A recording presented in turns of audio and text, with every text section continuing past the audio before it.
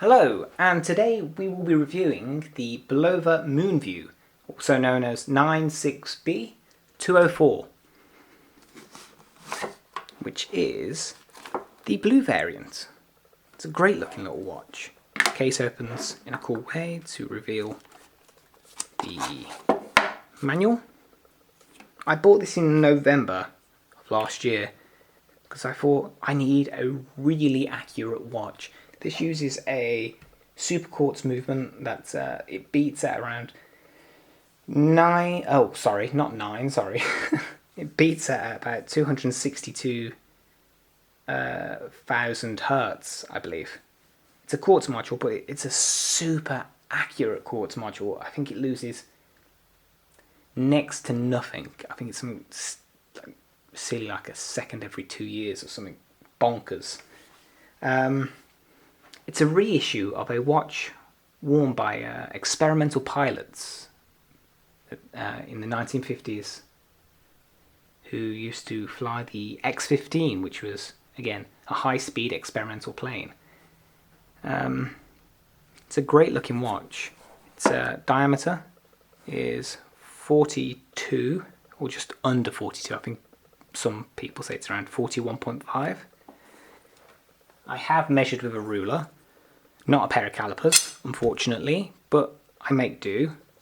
From lug to lug, you are looking at around 43.5, 44.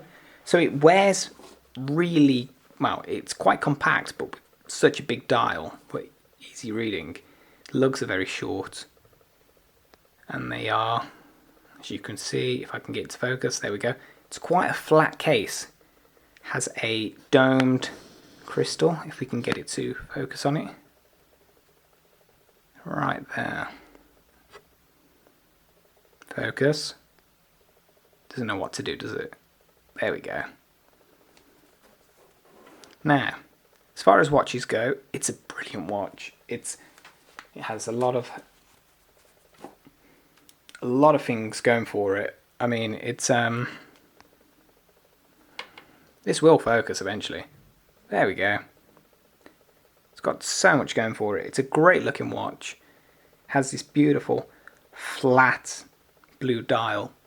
And it's quite massive, really, comparing it to all the other watches I own. So here's one I've been wearing recently, the new SRPE by Seiko. You can see, although they're relatively around the, they're not far from each other in size, it wears quite large, and I think that has to do with its face size and how flat it is, believe it or not. Now, it comes on this patterned leather strap, and I have not been a fan of it, I've got to say. It's a nice enough strap, don't get me wrong. It's just not great. The nice thing about it is it does come with this beautiful signed buckle, and it's not like your normal signing. It's not engraved or anything. It's embossed, like sculpted into the metal. It's a beautiful buckle, to be fair. It's a shame about the strap, honestly. It really is, because it's a great looking watch. Now, I don't wear it that often. In fact, I've come to the conclusion that I'm going to sell it because it's not for me. But it's too utilitarian for me. It's a beautiful watch. It's just not, it doesn't have the same pizzazz as something along the lines of this little Seiko 5 does. This Seiko 5's got layers on the case. It's a better, as far as design goes, it's just ticks more boxes for me. This, believe it or not, is more of a reissue of a classic looking watch, and some people will love that. Now, a bit of history about this reissue. It came out in 2014, and the CEO of Bulova at the time was new. He came in and he brought back the Accutron line, which this is part of. He was using like I mentioned before, the quartz movements with the high beat, the 262,000 hertz beat movements. So you get this super smooth tick, which were used in the Precisionist line originally. And then he got the engineers to shrink it down even further and pop it into these new Accutron line watches. Now, in 2015, Citizen, I believe, own Bulova, and they fired him. They got rid of him. And with him went all these new lines of reissue watches that he brought along. It's a shame, really, because they're great. I feel like as a first rendition of a reissue, it's up there. It's brilliant. The quality is amazing. Like, it's a beautiful looking watch. Like, over time, I imagine these would have got better. And, you know, as far as stuff goes, can we get a nice zoom in on that dot? I don't think I can get that close. No. Can I manually focus, I wonder? I've got a focus ring. I do. Does it work? That's the question. There we go. As you can see, everything's precise, everything's neat. Having the date at the 6 o'clock. It's a beautiful dial, and how they put the tuning fork at the end of the seconds hand. It looks brilliant. Like, it's a beautiful watch. And like I said, it didn't hit a home run straight away. And unfortunately, this watch and others were canned as soon as they started. Along with the CEO of Bulova at the time, which is a shame, really, because I feel like over years they would have shrunk down the size even further. They would have come up with new designs, maybe a lacquered dial. Who knows? But for me, this was, at least for a month or two, my work watch, because it's so precise, so perfect in that regard. It's lacking a bit of romance. The dial is, the bezel, sorry, is fixed in place. It's a fixed bezel, no movement whatsoever. It is a shame, because it's a great looking watch. Would I suggest people buy it? If you know what you want and you like a bit of a tooly looking watch, I would say go for it. And I try to make myself, I want to keep it personally, but at the same time, it's going to gather dust and just sit in the, as you can see, I popped it back in the box. So I will be selling it on eBay. It's a great watch though. It honestly is. Like, it's a beautiful watch. It's just, on my wrist, I'll pop it on for reference. It wears quite large, considering its compact size. It wears remarkably large. Like, it looks great. Like, honestly, let's pull out. Like, as you can see, it sits on the wrist well. I have a 6, I was going to say 6 3/4, but it's just under. It's over 6.5, but under 6 3/4, I believe. In fact, I'm going to check that. Bear with me one moment. Just checked, and I was right. It's just over 6.5. I believe it's around 6 5/8. So it's, you know, an average size wrist. But the watch wears, it looks massive, and it shouldn't really, considering the dimensions. You've got these really tucked in lugs, and it's flat-sided,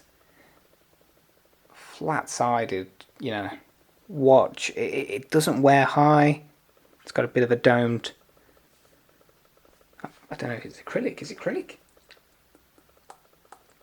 I couldn't tell you. Does it sound the backside of the watch?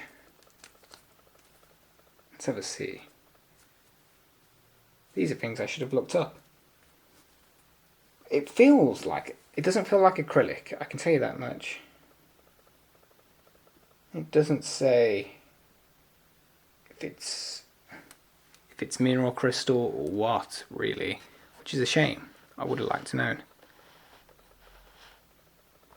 But yeah, it wears massive. Like if someone want, and I think it has to do with the fact that it's quite flat. Normally that goes in a favour of a watch. Like Seikos tend to have this way of melting onto your wrist. This does quite the opposite. Like it's flat, it has compact lugs, and it wears quite large.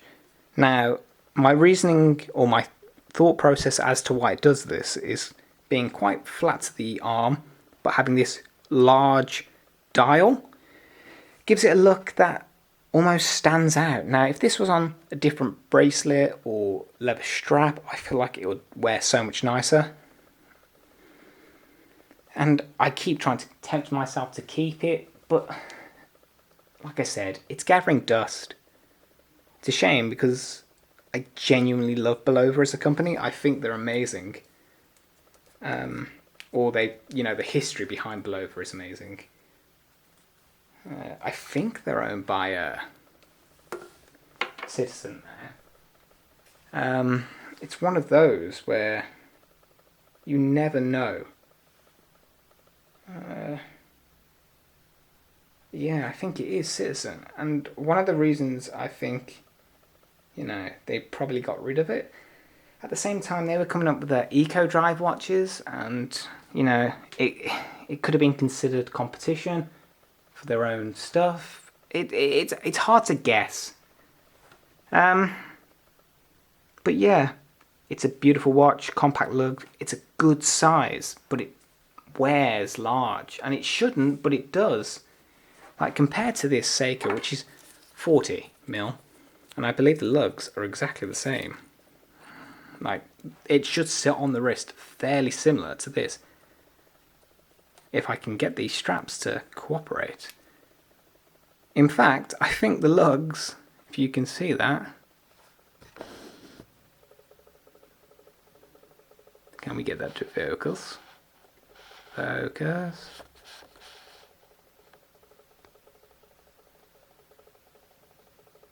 I can't get a focus. Do you know what it is? It's the shine of the cases. There we go. Look at that. The Seiko actually has a longer lug to lug. Because that's about 43.5. The Seiko is just under 44. I think it's 43.9 or 43.89, something like that. And it's definitely just a smidgen bigger. But you compare that, how that wears, to around the start of the video. It wears better. For me at least. It almost melts into the arm. This is a piece of horological history right here. So let's recap. It's a reissue of a design from the 1950s worn by space pilots, no less. Pilots who flew high-speed experimental planes in the US. It's an amazing watch. The reissue came out in 2014. And quickly thereafter was completely canned, less than 12 months later. So they're quite a rare find. You can still find, believe it or not, new old stock floating around, especially in like the States. In the UK, I believe I bought the last 96B204, the blue variant.